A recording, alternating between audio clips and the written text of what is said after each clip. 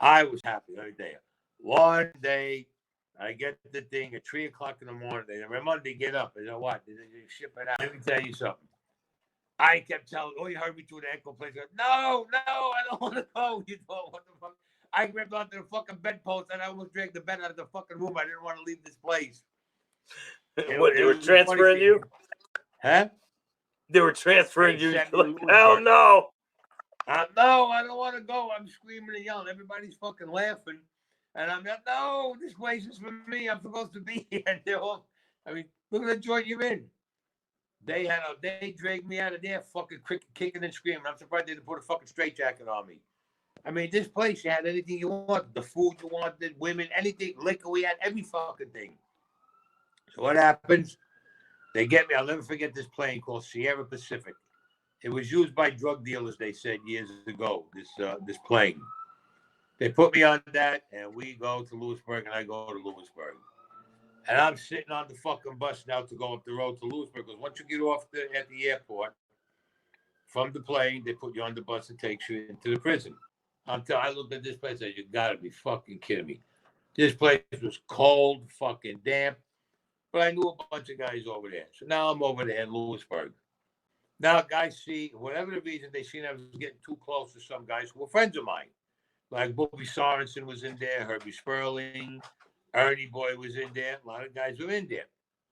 So what happens? Again, 3 o'clock in the morning. Raimondi, get up. What the fuck? We're transferring you. They sent me to El Reno, Oklahoma. Now, you got to listen to this one. El Reno, Oklahoma, here's what the population is. One half of the population is American Indian. The other half is Mexican. And with me there, that made 10 white guys that were in the whole prison. Yeah. Okay.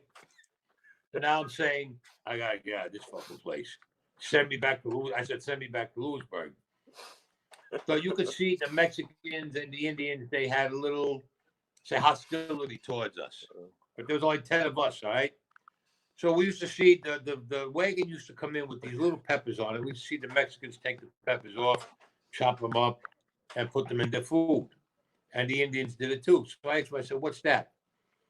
They said, those are the hottest peppers you could fucking get. They said, only the Mexicans and the Indians can eat them. So I says, being fucking out there fucking nuts, the next day when I see the peppers and everybody come walking in, I walk right up to the fucking branch with the peppers that they had on the cart. I ripped the pepper off, bit it right down to the stem, chewed it, swallowed it, turned around, looked at them. I took another one, bit it, chewed it, swallowed it, and I went like this with my face. Nah, nothing. I started walking across the yard. Let me tell you something. I got halfway across the yard. I thought I was going to fucking die. These peppers kicked in. I was fucking, the sweat. And you thought about this was in November. The fucking sweat that came off me. You thought it was the middle of the summer in 120-degree weather. The fucking pain. So one of the guys, this guy Cody that I met there, he says, Anthony, you're turning white. I said, I got to get to fucking medic. I think I'm going to fucking die. I go up and I go to the sick call. And the doctor says, what the fuck did you do? What do you want? I said, he goes, what are you fucking nuts? 2 of those power? You fucking crazy? He says, get him in right away. They started giving me this stuff to drink. It looked like it looked and tasted like chalk. Then they're sticking needles in my arm, IVs and this. I had pain. Let me tell you something. I couldn't hold on. The shit coming out of my ass and the piss was coming out of my nonstop. I mean, my body probably burned a hole in your stomach, man.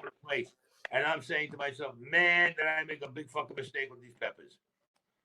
The fucking doctor, he goes, are you fucking nuts? He goes, why'd you do that? I said, listen, the way they were looking at us, I told him, He goes, all right, listen.